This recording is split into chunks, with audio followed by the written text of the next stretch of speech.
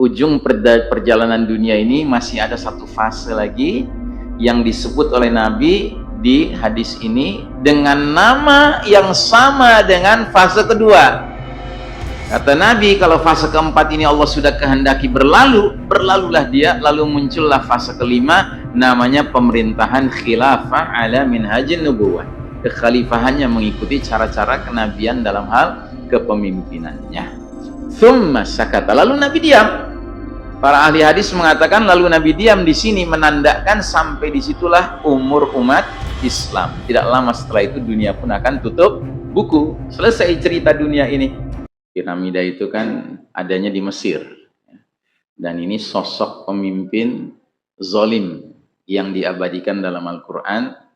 Sedemikian zalimnya dia sampai dia berani mengeluarkan kata-kata kebatilan yang sangat kurang ajar, yaitu kalimat ana rabbukumul a'la, aku adalah Rabb kalian yang maha tinggi. Bayangkan, jadi sedemikian dia merasa dirinya berkuasa sampai-sampai dia merasa dirinya itu Tuhan, Rabb, ya. Dan ini akan diucapkan lagi nanti oleh puncak fitnah di akhir zaman yang Nabi katakan gelarnya atau namanya adalah Ad-Dajjal, ya. Ad-Dajjal itu nanti kalau sudah keluar dia akan mengumumkan ana rabbukum, aku Rabb kalian, persis seperti Firaun. Nah, kenapa kita memilih gambar ini? Karena temanya yang diminta oleh pengurus masjid seperti ini temanya. Bahaya menjadi pembela pemimpin yang zalim. Ya. Jadi dalam perjalanan kita hidup di dunia ini, terkadang Allah takdirkan kita hidup di bawah naungan pemimpin yang adil. Sungguh bersyukur mereka yang hidup di bawah naungan pemimpin yang adil. Tapi terkadang kita tidak bisa memilih. Lalu Allah takdirkan kita hidup di bawah naungan pemimpin yang zalim. Nah, ternyata kalau kita berada di bawah naungan pemimpin yang zalim, lalu kita membelanya, itu akan membahayakan diri kita. Karenanya kita harus faham sebenarnya kita sedang hidup di bawah kepemimpinan siapa. Gitu. Baik, untuk membicarakan tema ini, kita mengawali dengan sebuah hadis yang bagi mereka hadir tadi sholat Jumat, saya khutbah di sini. Saya kutip hadis itu.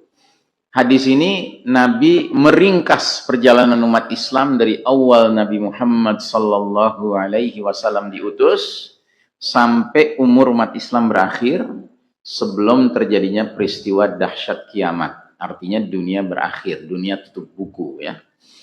Jadi ternyata hadis itu menerangkan bahwa umat Islam ini dalam perjalanannya, ringkasannya terdiri dari 5 bagian, 5 fase, 5 babak, ya. Dan setiap bagian, setiap fase, setiap babak itu Nabi sebutkan jenis pemerintahannya, ya. Mari kita lihat hadisnya.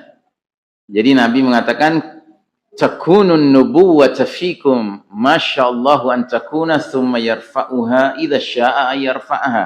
Kalian umat Islam akan mengalami fase pemerintahan kenabian selama masa yang Allah kehendaki, dan ketika Allah sudah berkehendak, fase pertama itu pun berlalu. Ya. Fase pemerintahan kenabian. Fase pemerintahan kenabian artinya yang memimpin siapa? Siapa yang memimpin? Hah? Nabi Muhammad sallallahu alaihi wasallam. Yang sudah barang tentu itu adalah kepemimpinan yang terbaik sepanjang sejarah umat Islam. Karena yang memimpin langsung uswatun hasanah kita, suri tauladan kita, utusan Allah, Masya Allah. Ya. Setelah itu kata Nabi, datanglah fase pemerintahan jenis kedua yang disebut dengan khilafah ala minhajin nubuwah. Kekhalifahan yang mengikuti metode kenabian dalam hal kepemimpinannya. Juga berlangsung selama masa yang Allah kehendaki, dan ketika Allah sudah berkehendak, fase kedua itu pun berlalu. Nah, dalam catatan sejarah, Fase kedua itu ditandai dengan umat dipimpin oleh para sahabat dekat Nabi, ya. Dan mereka ini bahkan seluruhnya sudah dikabarkan berita gembira akan menjadi ahlul jannah, penghuni surga. Siapa mereka? Abu Bakar Siddiq, Umar bin Khattab, Utsman bin Affan, Ali bin Abi Thalib, dan Al-Hasan bin Ali bin Abi Thalib radhiyallahu anhuma. 5 khalifah Rashidah, ya. Dan mereka memimpin tidak lama, sebagaimana Nabi memimpin bahkan lebih singkat lagi. Nabi memimpin hanya 23 tahun kan. Nabi kan diangkat jadi Nabi usia 40, wafat usia 63, berarti hanya 23 tahun. Sedangkan pemerintahan jenis kedua, khilafah alamin haji nubuah, hanya berlangsung 30 tahun, Pak. 30 tahun. Nabi yang bilang, sesudah aku akan muncul para khalifah thalathuna aman, 30 tahun. Wa ba'da dzalika al-muluk, sesudah itu kerajaan-kerajaan.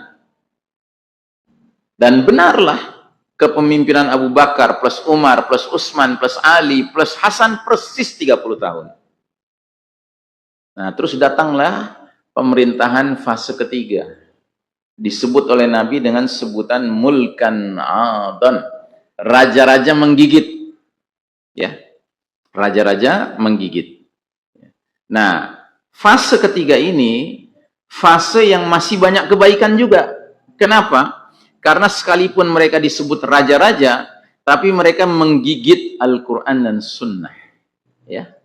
Menggigit. Ya. Dan fase ketiga ini dalam sejarah termasuk fase yang sangat lama. Berlangsung dari tahun 40 Hijriah sampai tahun 1342 Hijriah. Berarti 1302 tahun, Masya Allah. Dan sejarah mencatat, silih berganti kerajaan Islam jatuh bangun. Tetapi yang sangat menonjol ada 3. Kerajaan keluarga besar Umayyah, kerajaan keluarga besar Abbasiyah, dan kerajaan Kesultanan Utsmani Turki. Ya. Berakhir tahun 1342 Hijriah, 1924 Masehi. Ya, 101 tahun yang lalu dia berakhir.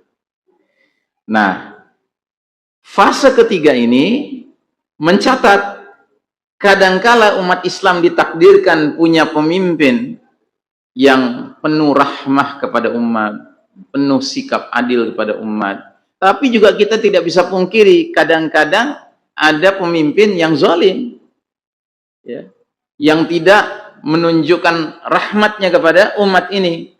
Tapi sekalipun zalim, dia masih berpegang pada Quran dan Sunnah. Ya. Nah, itu fase ketiga. Sudah berlalu. Nah, terus datanglah fase keempat. Fase keempat ini disebut Nabi dengan fase mulkan jabriyah. Penguasa-penguasa yang memaksakan kehendak mereka.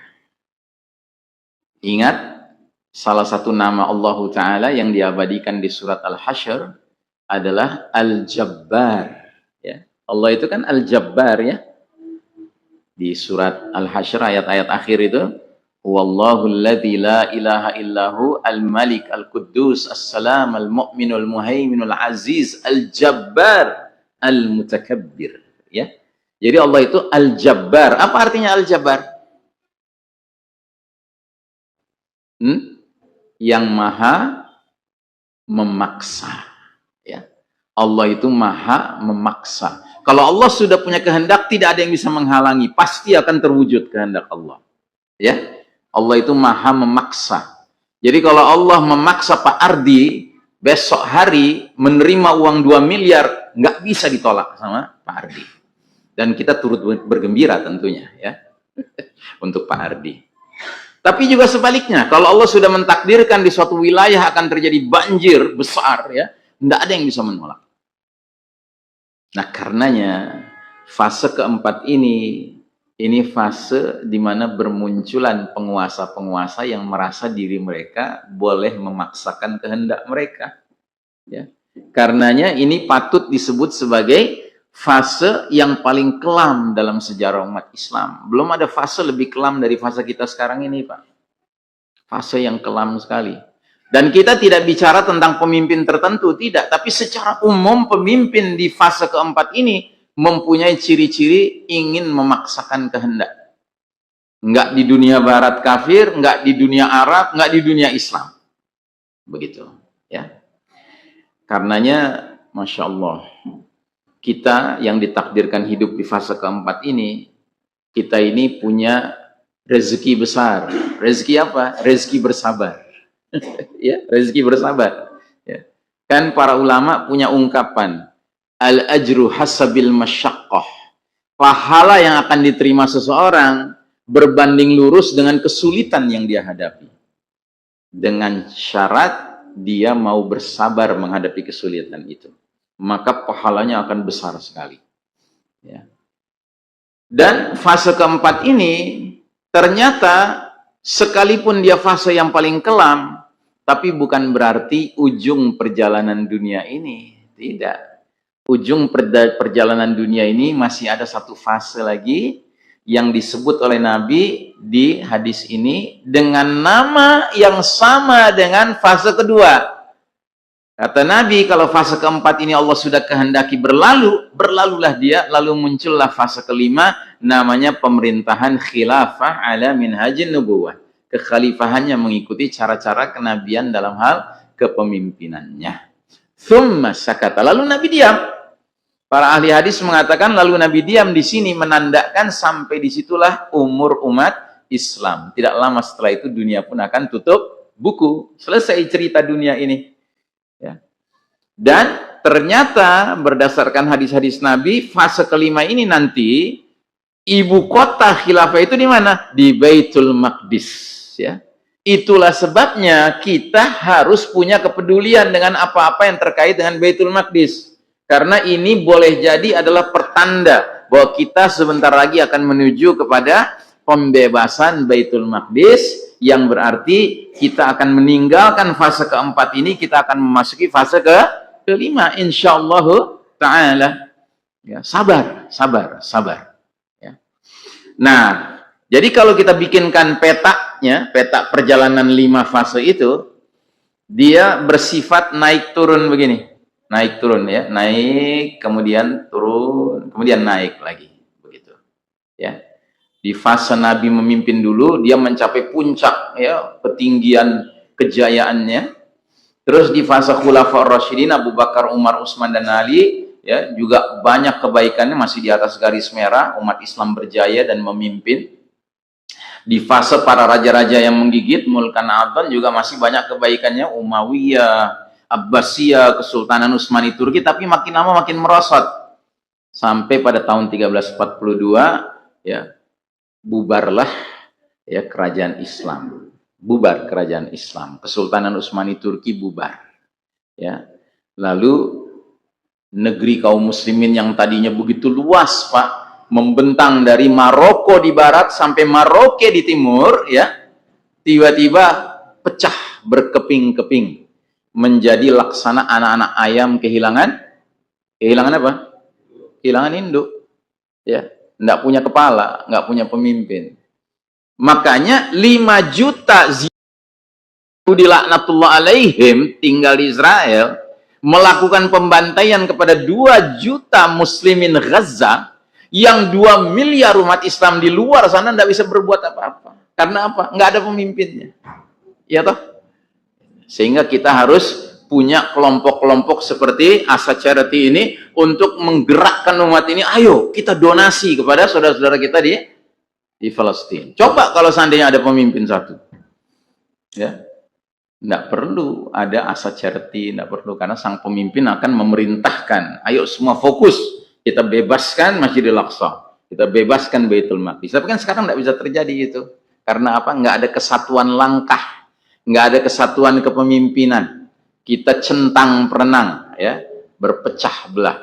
Inilah fase di mana kita berada ya, di titik terendah ini. Di sini Pak, kita berada di bawah garis merah. Fase umat Islam sedang kalah dan bahkan kita mengekor kepada yang lain, kepada yang Nasrani. Fase waktu dulu umat Islam memimpin, sistem kehidupan itu fondasinya iman tauhid. Tapi karena sekarang yang memimpin dunia adalah Barat, Eropa, Amerika, Yahudi, Nasrani, maka sistem kehidupannya fondasinya kekufuran dan kesyirikan. Dan cilakanya negeri-negeri kaum muslimin pun ketularan. Sehingga ikut mengikuti jalur kekufuran dan kesyirikan itu. Walaupun kita tidak mau mengaku itu, tapi realitanya demikian. Ya bagaimana tidak kufur? Kok bisa di negeri kaum muslimin diberlakukan cara-cara ribawi? Kok bisa di negeri muslimin diberlakukan keharusan bayar pajak kepada orang beriman? Kalau dalam sistem iman tauhid kan yang bayar pajak siapa? Orang di luar Islam yang bayar pajak, yang disebut dengan jizyah. Ya pajak orang kafir zimmi, kafir yang mau tunduk pada pemerintahan Islam. Nah, sekarang kita bayar pajak, kan aneh. Ya, karena apa? Karena sistemnya tidak berfondasikan iman dan tauhid, ya, tapi berfondasikan kekufuran dan syirik. Tapi insya Allah, sekalipun kita berada di titik terendah saat ini, Nabi sudah memberi kita kabar gembira kalau fase kelima nanti masuk, kita pun akan kembali menanjak. Ya. Walaupun berat, Pak, berat. Kenapa? Karena efek dari fase sekarang ini panjang ceritanya. Ya, berbagai ajaran-ajaran sesat sudah bermunculan di fase kita sekarang. Ajaran sekularisme, pluralisme, liberalisme, hedonisme, humanisme yang nggak karuan, nasionalisme, demokrasi, semua sudah bermunculan, Pak. Yang itu sebenarnya tidak ada dalam Islam. Dalam Islam kan cuma satu ajarannya, la ilaha illallah. Ya. Nah, tapi insya Allah kita akan menjemput fase kelima. Dan tolong diingat, sekalipun kita nggak mengalami fase kelima, nggak masalah. Karena yang Allah tuntut bukan mengalami masa kejayaan, tapi yang Allah tuntut adalah keterlibatan untuk menjemput kejayaan itu. Ya, makanya ada ungkapan dari para pejuang, ya, terutama juru bicara Mujahidin Gaza, siapa namanya? Abu Ubaidah, ya, setiap mengakhiri pidatonya mesti dia akhiri dengan kata-kata yang berbunyi fa innahu la jihad nasrun aw istishhad. Inilah jihad, atau menang atau mati syahid. Masya Allah, ya. Nah, itulah semangat kita.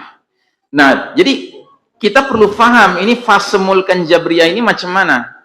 Fase mulkan jabriyah ini atau fase hukmul jabri, pemerintahan mulkan jabriyah ini ditandai dengan satu perpecahan yang mendalam di tubuh umat Islam. Yang kedua, dominasi politik eksternal. Ya, maksudnya politik eksternal itu politik dari luar umat Islam. Dan dunia kita sekarang ini ada dua polar, ada dua kutub, ada kutub timur, ada kutub barat. Ada negeri kaum muslimin yang lebih condong ke Cina, ke Rusia. Tapi ada negeri muslim lebih condong ke Amerika, ke Eropa, ya, bahkan ke Zionis, gitu ya. Nah, jadi ada dominasi politik eksternal. Dan yang ketiga, terkikisnya prinsip-prinsip Islam dalam pemerintahan. Jadi negeri-negeri kaum muslimin pemerintahannya itu nggak pakai prinsip Islam, bahkan alergi dengan prinsip Islam. Ya. Tidak kecuali negeri yang kita cintai karena Allah, Indonesia ini. Ya. Dari awal sudah alergi.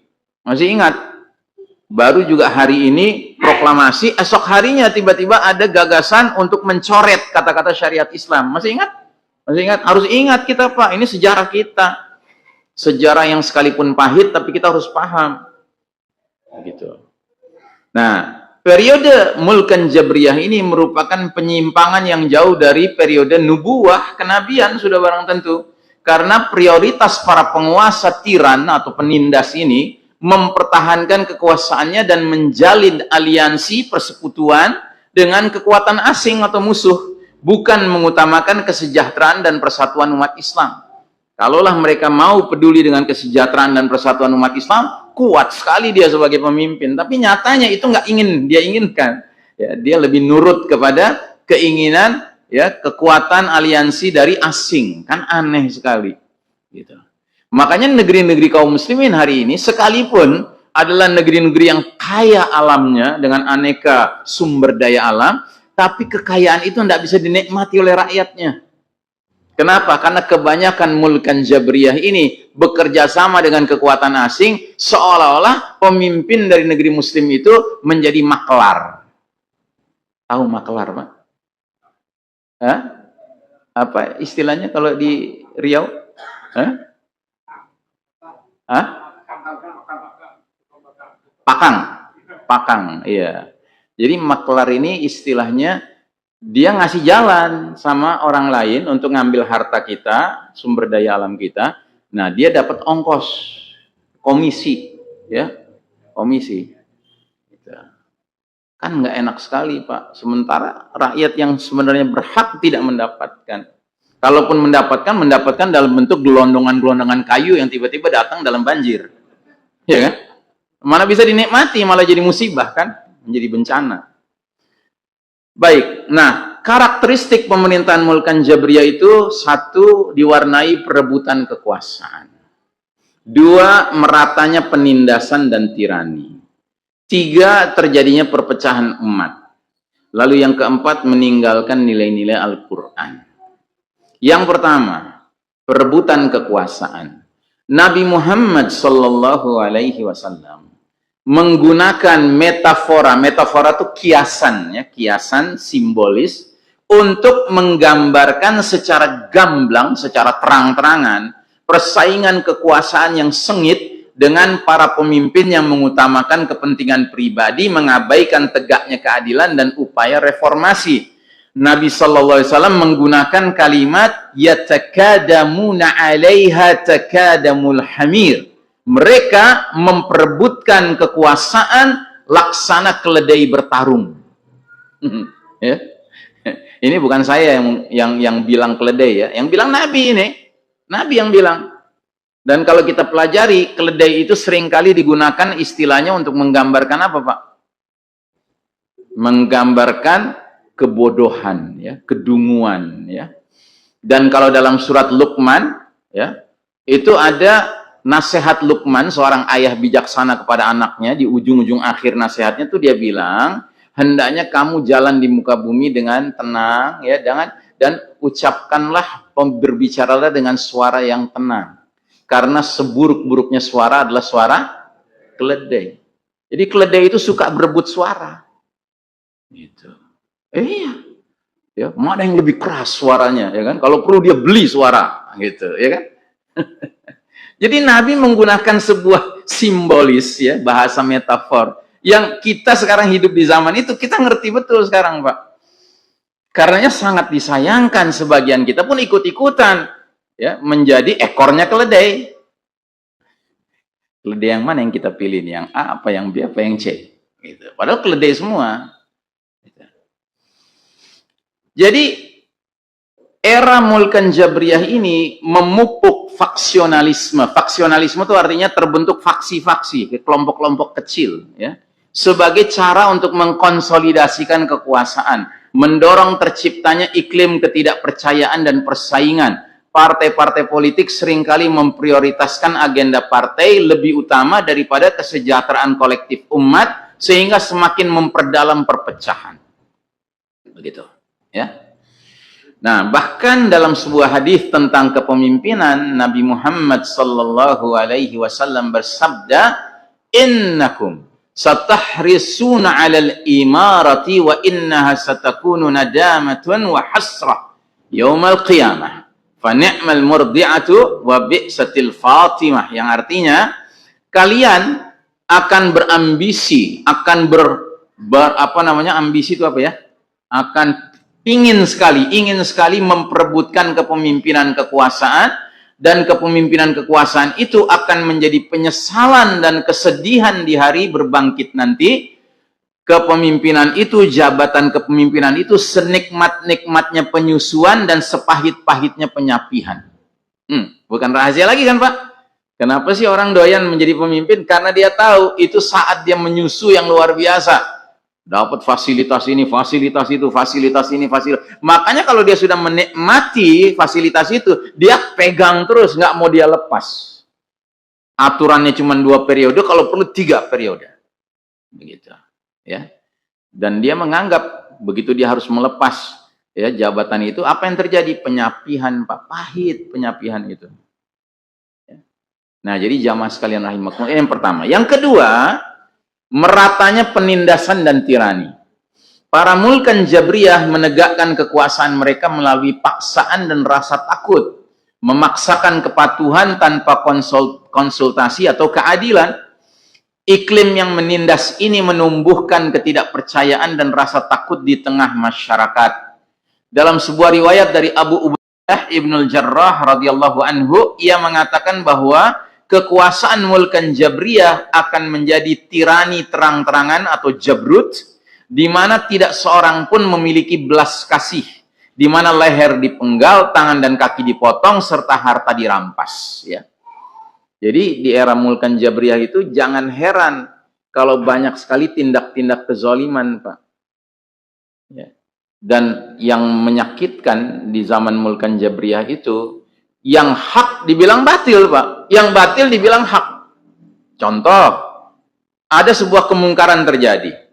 Kemudian ada orang menyaksikan, lalu dia lapor ke polisi. Yang melapor itu yang ditangkap, Pak. Bukan yang melakukan kemungkarannya yang ditangkap, tapi yang melapor yang ditangkap. Ya. Ada orang kreatif, anak muda kreatif, dia bisa memproduksi bibit-bibit tanaman yang kalau ditanam itu produksinya petani itu beruntung sekali. Nah, ketika dia sudah mulai sukses, tiba-tiba ditangkap dia. Dengan alasan apa? Ya, bibitnya itu belum ada sertifikasi. Padahal manfaat untuk masyarakat, untuk petani, ya kan? Ajib. Ya. Itulah Mulkan Jabriyah. Ya, para penguasa yang memaksakan kehendak mereka. Ya. Nah, jadi saudaraku rahimakumullah, periode ini ditandai oleh hukuman yang berat, penyitaan kekayaan dan kekerasan yang meluas. Ya.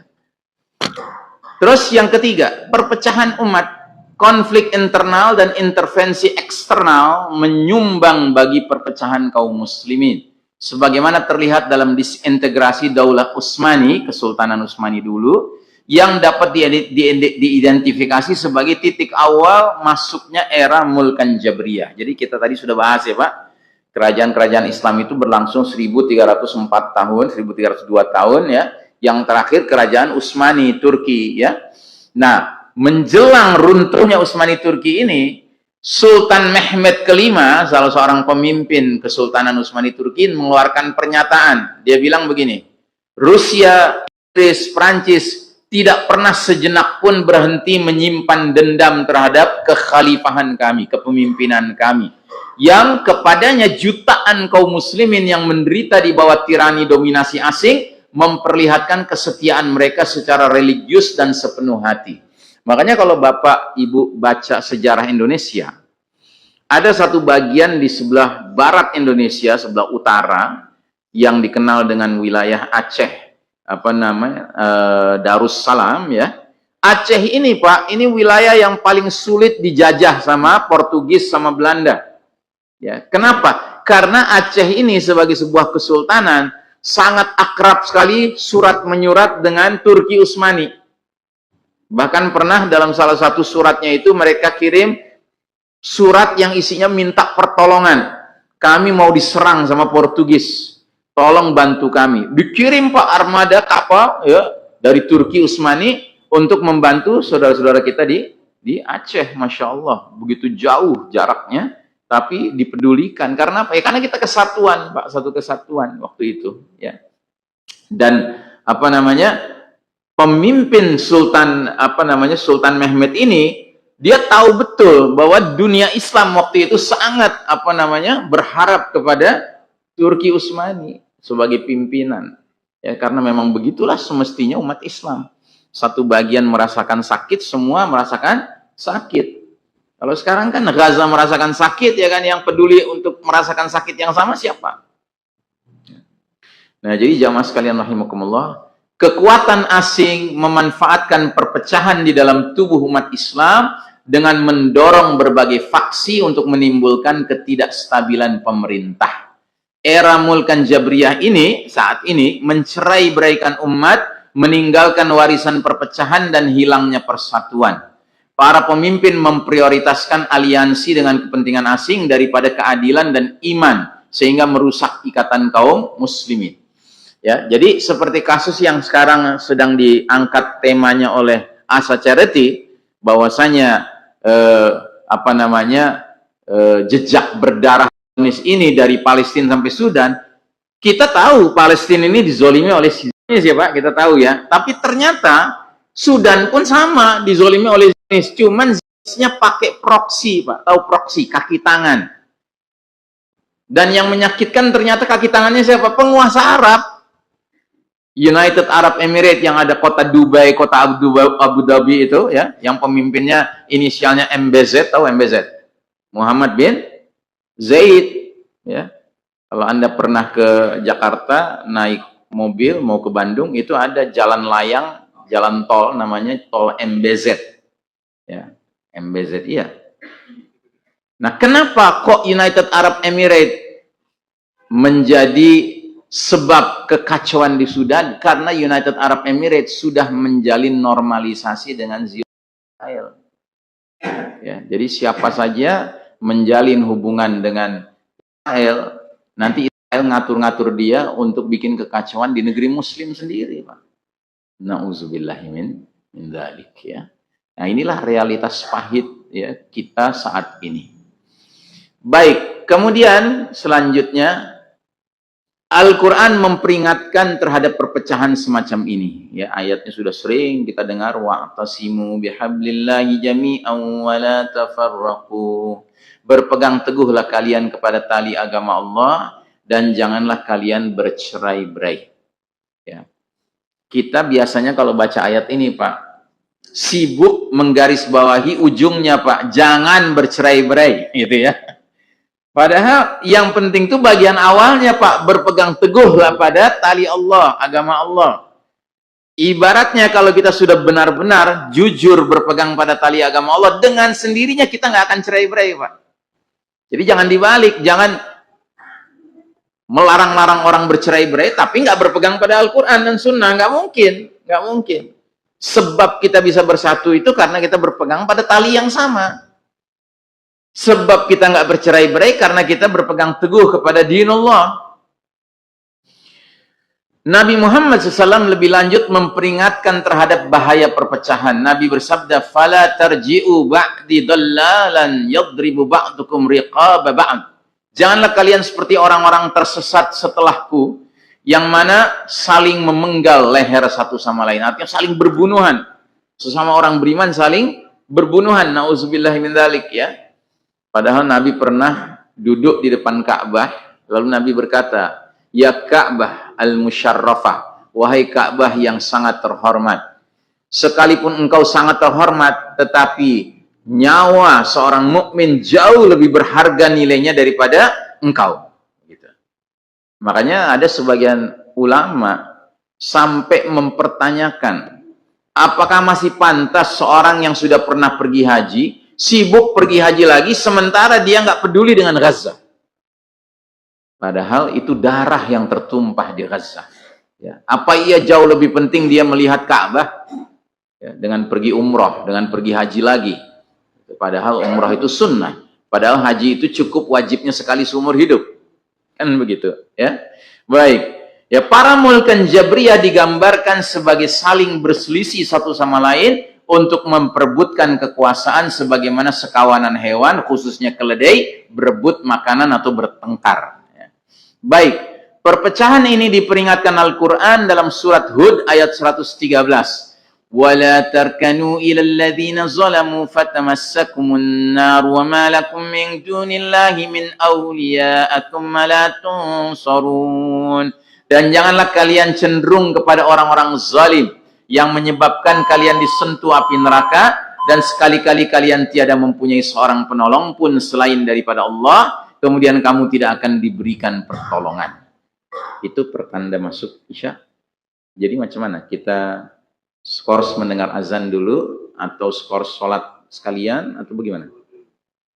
Sholat dulu, terus nanti lanjut lagi? Baik, oke.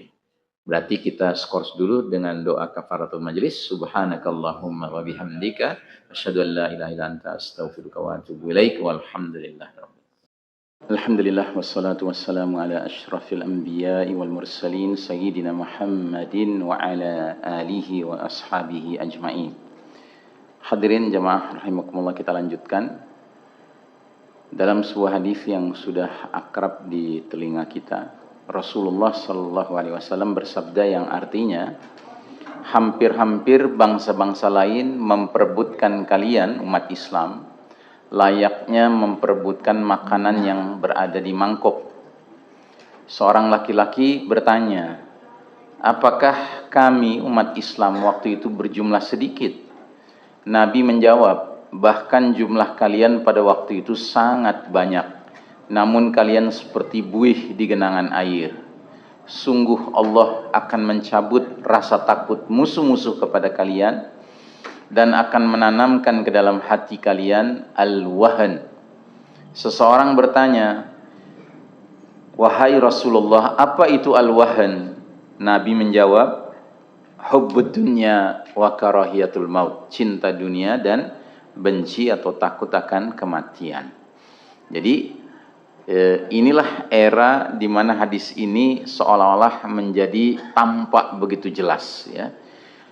Jumlah kita umat Islam bukan sedikit, 2 miliar kan bukan sedikit, ya. Tetapi karena kebanyakan kita diumpamakan oleh Nabi seperti ghusa, ya, ghusa itu artinya buih, ya, maka kita tidak punya pengaruh, bahkan kita kena pengaruh, ya. Jadi kalau kita lihat buih, Pak, buih itu punya 3 ciri. Tidak berisi, kosong, ya. Jadi kalau kita ambil buih, kita remas tangan kita, nggak ada isinya kan, kosong. Yang kedua, tidak berbobot, ringan, ya. Lalu yang ketiga, tidak punya arah sendiri. Jadi arahnya ditentukan oleh gerak air. Kalau air ke kanan, buih ikut ke kanan, air ke kiri ikut ke kiri, begitu, ya. Nah, jadi Nabi menggambarkan jumlah yang banyak menjadi tidak punya pengaruh. Karena apa? Karena tidak berbobot, tidak ada isinya, kosong, dan tidak punya kejelasan arah, ya.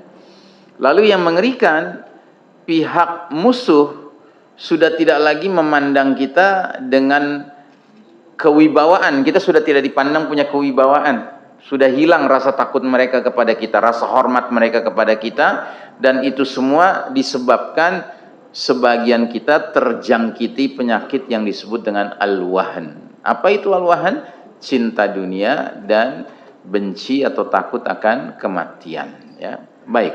Lalu yang keempat, ciri dari mulkan jabriyah ini adalah meninggalkan nilai-nilai Al-Quran.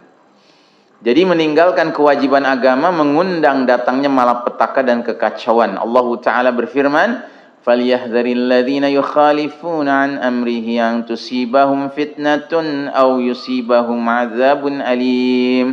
Dan hendaklah orang-orang yang menentang perintah Rasulullah sallallahu alaihi wasallam, yaitu menolak sunnahnya, hukumnya, perintahnya, ibadah mengikuti jalannya, pernyataan-pernyataan Nabi dan lain-lain, ya. Di antara kelompok-kelompok itu berhati-hatilah jangan sampai mereka ditimpa fitnah, artinya kekafiran, cobaan, musibah, gempa bumi, pembunuhan, dikuasai oleh seorang tiran dan lain sebagainya, atau ditimpakan kepada mereka siksa yang pedih, ya.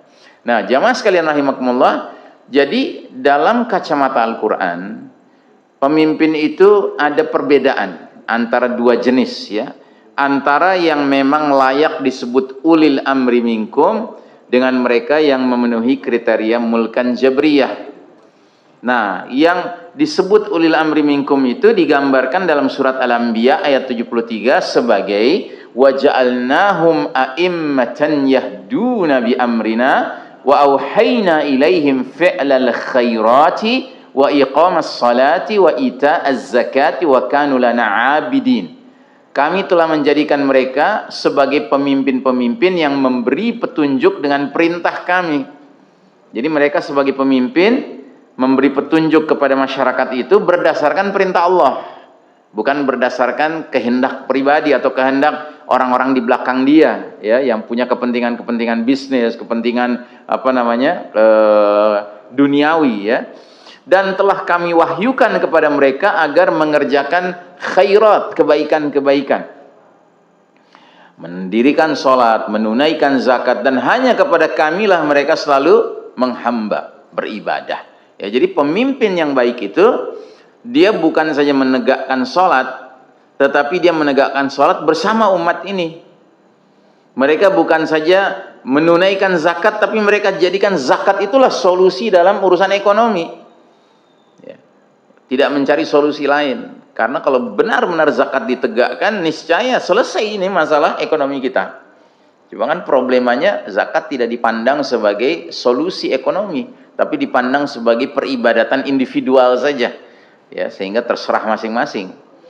Dan hanya kepada kamilah mereka selalu menghamba. Ya. Adapun mulkan jabriyah itu digambarkan Allah di surat Al-Qasas ayat 41 sebagai waja'alnahum a'immatan yad'una ilan nari wa yawmal qiyamati la yunsarun. Dan kami jadikan mereka pemimpin-pemimpin yang menyeru, yang mengajak, yang mengundang manusia ke neraka, dan pada hari kiamat mereka tidak akan ditolong. Jadi mulkan jabriyah itu tidak mungkin mengajak kita ke surga, ya, tetapi mereka itu mengajak manusia, masyarakat menuju ke neraka. Ya, dan itu berarti dia sudah mirip seperti perilaku musuh kita. Musuh kita kan syaitan. Allah katakan dalam surat Fatir itu, inna syaitana lakum aduun. Sesungguhnya syaitan bagi kalian itu musuh. Fattakhiduhu adu'a. Maka perlakukan dia sebagai musuh. Innama yad'u hizbahu liyakunu min ashabis sa'ir. Sesungguhnya setan-setan itu hanya mengajak hizibnya, partainya, kelompoknya, gerombolannya, rombongannya, konco-konconya, kawan-kawannya agar menjadi penghuni neraka yang menyala-nyala. Nah, berarti kalau ada pemimpin ngajak ke neraka, sama saja dia sudah jadi bagian dari syaitan. Ya, kepada syaitanlah mereka menghamba, bukan kepada Allah Subhanahu wa taala, ya.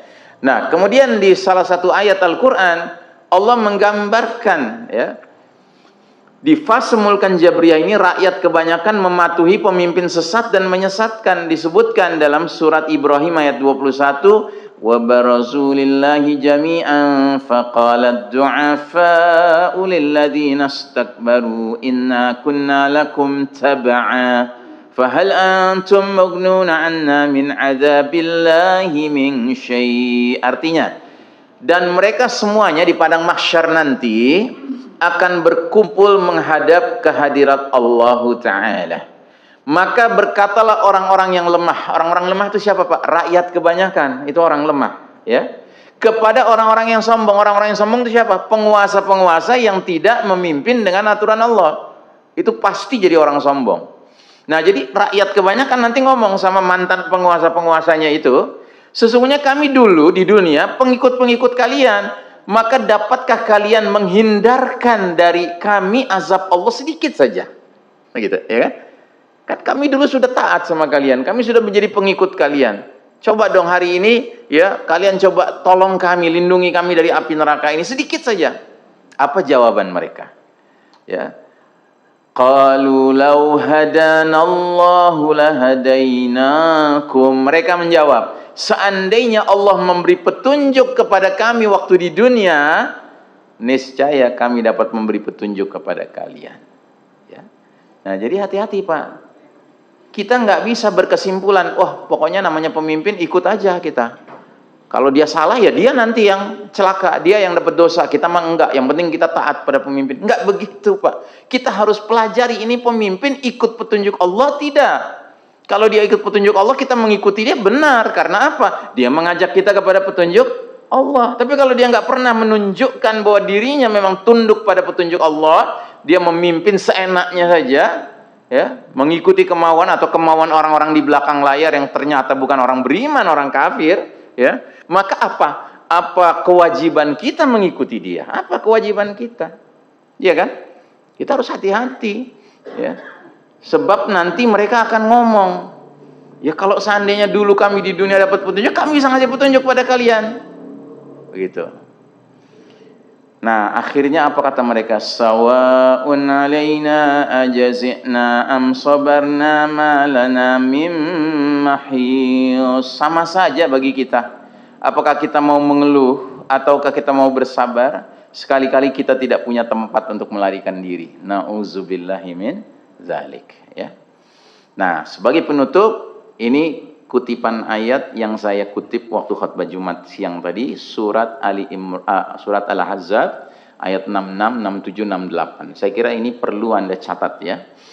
Allah berfirman, "Yauma tuqallabu wujuhuhum fin nar yaquluna ya laitana ata'na Allah wa ata'na ar-rasula pada hari ketika muka mereka, muka penghuni neraka dibolak-balikkan dalam neraka, mereka berkata, alangkah baiknya andai kata kami dulu di dunia taat pada Allah dan taat pula kepada Rasul.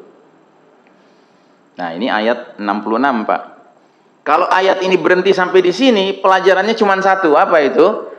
Orang masuk neraka karena di dunia nggak taat pada Allah, nggak taat pada Rasul, ya kan? Cuman itu saja pelajarannya. Tapi ada pelajaran berikutnya, ayat 67. Apa? Ayat 67 berbunyi, ya. Wa qalu rabbana inna ata'na sadatana wa kubara'ana fa'adalluna as-sabila. Dan mereka berkata, si penghuni-penghuni neraka ini berkata, ya Rabb kami, sesungguhnya dulu di dunia kami sudah mentaati para pemimpin kami, para pembesar kami, para ulama-ulama kami. Ternyata mereka menyesatkan kami dari jalan Engkau, dari jalan Allah Ta'ala yang benar ini. Jadi orang masuk neraka karena nggak taat pada Allah dan Rasulnya. Kenapa nggak taat pada Allah dan Rasulnya? Karena taat pada pemimpin yang sesat, taat pada pembesar yang sesat, taat pada ulama yang bukan ulama khair tapi ulama su. Karena ada Pak ulama-ulama, ya, ilmunya banyak, tapi kerjanya apa? Bilang taat dong sama pemerintah, taat dong sama pemimpin. Ya, bagaimanapun adanya pemimpin itu. Loh, kok bisa begitu? Ya. Makanya kalau kita belajar sejarah, banyak ulama-ulama yang khair, yang bagus, yang baik-baik, itu ujung-ujungnya dijebloskan ke penjara sama penguasa.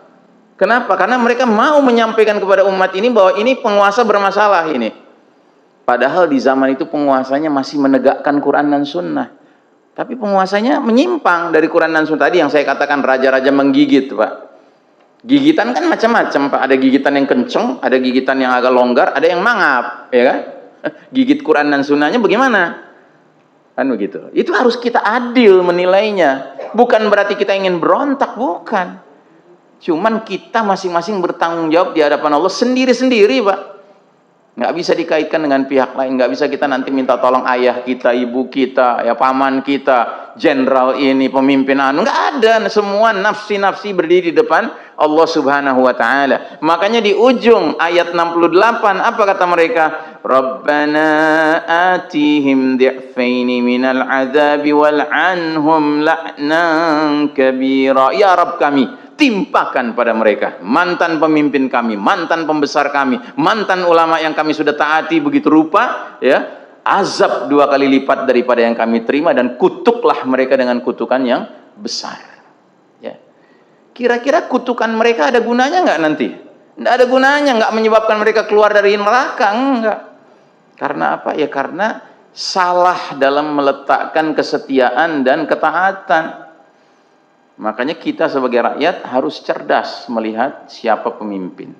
Pemimpin sebagai pemimpin harus cerdas memahami dia memimpin dengan petunjuk Allah atau tidak. Kalau dia tidak memimpin dengan petunjuk Allah, jangan dia kira dia akan selamat di akhirat. Tidak, dia nggak akan selamat. Ya, bahkan dia akan bawa banyak orang lain ikut serta bersama dirinya ke dalam neraka. Nauzubillah min dzalik. Nah, jadi jamaah sekalian rahimakumullah, kesimpulan dari judul kita malam hari ini, apa bahaya menjadi pembela pemimpin yang zalim? Bahayanya adalah si pemimpin zalim nanti masuk neraka, kita pun yang membelanya ikut masuk neraka. Apa kita mau itu? Tentunya tidak mau. Semua kita ingin selamat di dunia dan selamat di akhirat. Nah, bahwa kita sedang diuji Allah dengan hidup di fase yang paling kelam dalam sejarah umat Islam, inilah fase di mana kita harus di satu sisi bersabar, ya, menahan diri, tapi di lain sisi nggak begitu saja taat. Nggak begitu saja taat, tapi bukan berarti terus berontak. Ngapain berontak, Pak? Kita nggak punya kekuatan. Tapi yang penting kita harus punya sikap dalam hidup ini, ya, tidak menjadi manusia yang taklid buta, Pak. Tidak boleh jadi orang yang taklid buta. Kita harus bertanggung jawab atas semua pilihan-pilihan kita, ya, sambil kita tetap berprinsip bahwasanya kita ingin Islam ini pada akhirnya yang memimpin dunia ini. Karena Islam itu yang sempurna. Kalau umat Islam nggak sempurna, Pak. Termasuk pemimpin itu nggak ada yang sempurna. Ya, kecuali kalau nanti Khulafaur Rasyidin sudah tegak kembali, hadir lagi dengan ibu kotanya Baitul Maqdis, itu memang dijamin mereka itulah khalifah-khalifah yang mengikuti minhaj nubuwah, metode kenabian dalam hal kepemimpinannya. Tapi sekarang belum ada yang seperti itu. Ya, karenanya kita wajib bersabar, bertahan, ya, sambil tetap saling mengingatkan satu sama lain untuk bersabar dan bertahan dalam jalan yang hak ini. ya. Dan kita doakan semoga saudara-saudara kita yang ditimpa bencana ya, dikarenakan kebijakan-kebijakan dari penguasa-penguasa setempat yang memberikan ya konsesi kepada pemilik-pemilik tambang yang menyebabkan hutan menjadi tidak sanggup menahan air ya, malah menimbulkan bencana ya. Semoga Allah berikan mereka kesabaran dan Allah berikan kepada mereka pahala yang besar karena kesabaran mereka itu ya. Karena pada hakikatnya ahlul bala, orang-orang yang terkena bala pada mereka, kalau mereka bersabar, masya Allah, derajat mereka jauh lebih tinggi daripada ahlul afiyah. Ahlul afiyah itu orang-orang yang hidupnya tenang, senang, mudah ya. Nanti di hari berbangkit, orang-orang beriman dikumpulkan semuanya, tetapi ahlul bala diangkat derajatnya. Ya, orang-orang yang banyak menderita waktu di dunia dah, tapi sabar. Mereka diangkat derajatnya sedemikian tingginya sampai ahlul afiyah itu mendongak begini melihatnya. Akhirnya mereka bilang, ya Allah, kalau tahu betapa mulianya menjadi ahlul bala, kembalikan kami ke dunia ya Allah, biarlah kami mati dalam bentuk dicincang-cincang daging-daging kami. Masya Allah ya. Jadi kita sekarang merasa bersyukur kita nggak mengalami yang dialami saudara-saudara kita di Gaza, Pak. Tapi boleh jadi nanti di hari berbangkit saudara-saudara kita di Gaza yang sabar menghadapi penderitaan itu, kedudukannya jauh lebih mulia dari kita sampai kita iri sama mereka.